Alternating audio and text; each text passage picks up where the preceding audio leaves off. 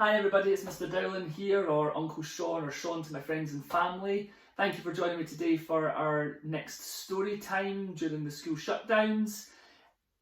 I just want to start by saying thank you to everybody who sent lovely birthday messages and texts and video calls to help me celebrate my birthday yesterday. It was a pretty strange birthday to have during this time, but I'm sure everybody else that's had a birthday or is due to have a birthday over the next couple of weeks and months will know we're just going to have to deal with it as it is, and once this is all over we'll all get together and celebrate all the birthdays together at some point. So I'm going to get started today in our story because it's a lovely story, and I think it's it's an important story to help us understand the situation that we are in just now, because these are still very strange and worrying times for all of us. And when we live through moments like this, it can make us very worried. It can make us feel a bit sad. It can make us feel a little bit stressed. And sometimes you just don't know how to describe that feeling inside you, that sort of worriedness or the stress that's being caused. And sometimes it's really hard to understand why it's happening. So this story that we're about to read is a lovely story that helps to understand what a problem is and how you could maybe go about fixing that problem.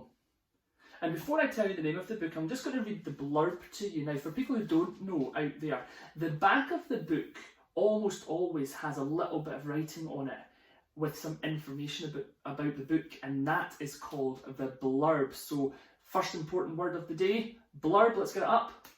Blurb. B-L-U-R-B, blurb. And that is the little bit of writing at the back of the book that helps us find out a little bit about what the book's about and helps us decide if we want to read it. And our blurb today says, what are problems for? They challenge us, shape us, push us, and help us to discover just how strong and brave and capable we really are. Even though we don't always want them, problems have a way of changing us in unexpected ways. So, what will you do with a problem? Now that's up to you. So our story today is going to be, what do you do with a problem? And it's written by Kobi Yamada and illustrated by Mae Beson. And just before I get started, I just want to say that this is one of my top 10 favourite stories. It is a lovely little story, it's beautifully illustrated, and I think if it's not one that you've already got, I would highly recommend you go out and get yourselves, because it's a beautiful story. So, without further ado, let's get ourselves started. And open up at the start of our story and look at what I can see there. I can see that we have our little main character standing there with a bit of a worried look on his face, or her face, I'm not too sure if it's a boy or a girl, and they've got this little grey cloud above their heads. I wonder what that grey cloud could represent or mean. Let's see if we can work that out. I don't know how it happened, but one day I had a problem. I didn't want it. I didn't ask for it. I really didn't like having a problem, but it was there.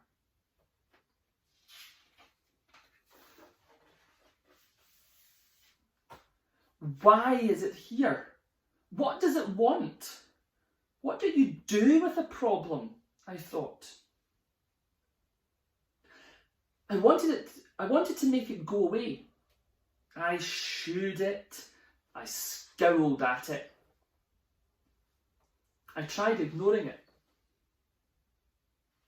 But nothing worked.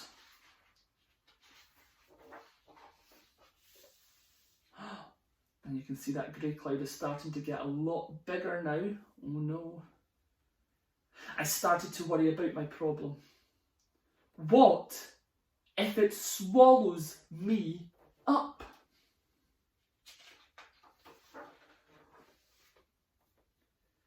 What if my problem sneaks up and gets me? What if it takes all of my things?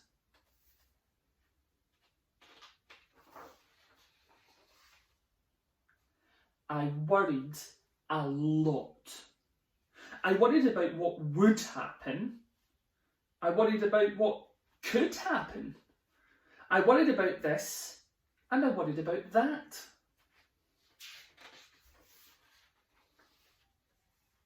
And the more I worried, the bigger my problem became.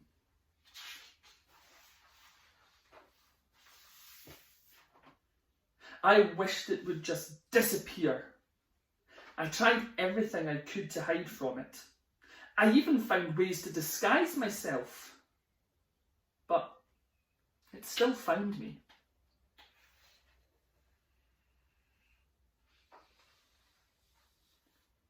And the more I avoided my problem, the more I saw it everywhere. I thought about it all of the time. I didn't feel good at all.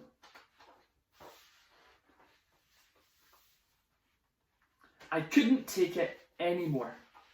This had to stop, I declared. Maybe I was making my problem bigger and scarier than it actually was. After all, my problem hadn't really swallowed me up or attacked me. And I bet out there are lots of people who have had these little worries that have got bigger and bigger and bigger, and it hasn't swallowed them up. So how did we fix that problem? How did you fix that problem? Let's find out how our little character solves their problem.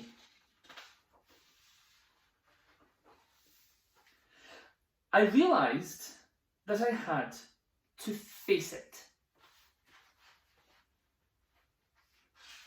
And look, what's he doing here? He seems to be building some kind of contraption, some kind of tool. So, even though I didn't want to, even though I was really afraid, I got ready and I tackled my problem. When I got face to face with it, I discovered something. My problem wasn't what I thought it was. I discovered it had something more beautiful inside.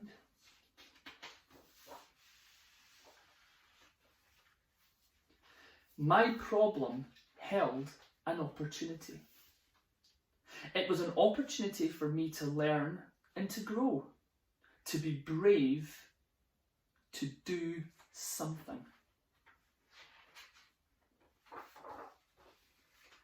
It showed me that it was important to look closely because some opportunities only come once.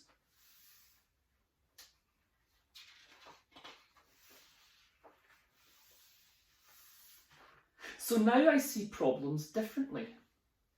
I'm not afraid of them anymore because I know their secret.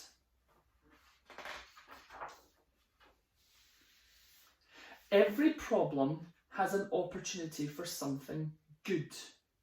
You just have to look for it. The end. And I just want to go back to that page there that said, the very last part of our story, boys and girls, every problem has an opportunity for something good. You just have to look for it.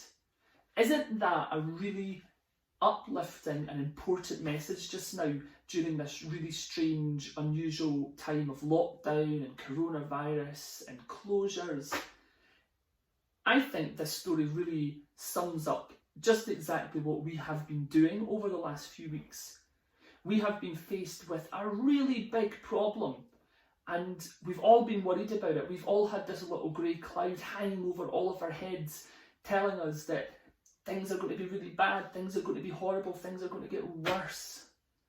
But instead of just sitting in our houses and letting it make us feel bad or making us worry or making us get upset, we as individuals, as families, as communities, as countries, as a whole worldwide family and community, we have come together to fight this battle that is coronavirus and to overcome the problem. And there are people out there, amazing people like our frontline workers, our doctors, our nurses, our healthcare workers, our care home workers, our teachers like myself, our social workers, and all the other frontline workers out there that are working in shops and supermarkets to keep our country going. They are all working really hard to help us resolve this problem.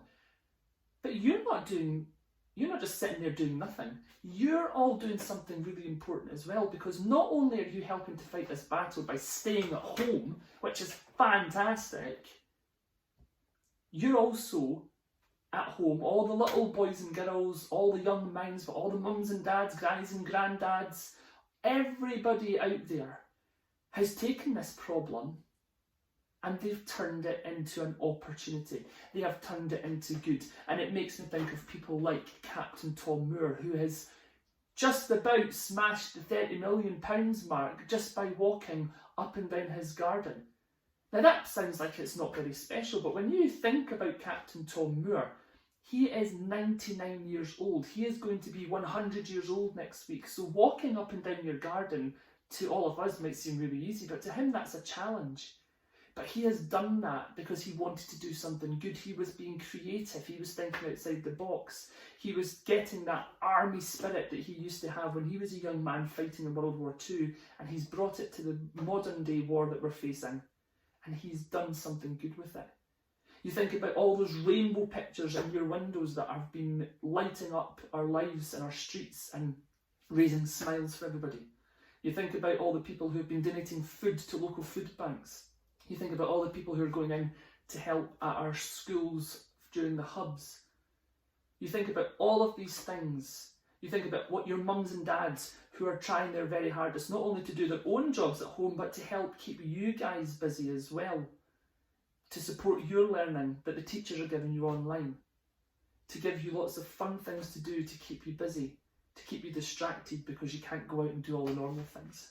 So, don't look at this whole crazy time as a problem. Yes, it's worrying, it is worrying, and it is okay to be worried about it. But don't let the worries eat you up. Don't let them gobble you up, okay? Take the worry and turn it into something good. So what I'm going to do, now that we've reached the end of our story, is I'm going to set you a challenge. Now, whether you do it or not, because some of you have already done lots of things, some of you haven't done anything yet, but like I say, you're all turning a problem into a good thing just by staying at home, so don't think that you're not doing anything. But if you can, I want you all to go away and turn this worry, this problem, into something good. What can you do? If you've not got a rainbow on your window yet, why don't you put a rainbow on your window? There's lots of fantastic ways you can do that. Or why don't you check in on a neighbour? Or why don't you video or phone call somebody that you've not spoken to for a while and just spread a little bit of happiness? But take this worrying time and turn it into something good. That is your challenge from me, and I want you to let me know how you get on with it. So you can tweet me, and I can't remember what that is, but I'll add it up there. So actually a little bit of magic.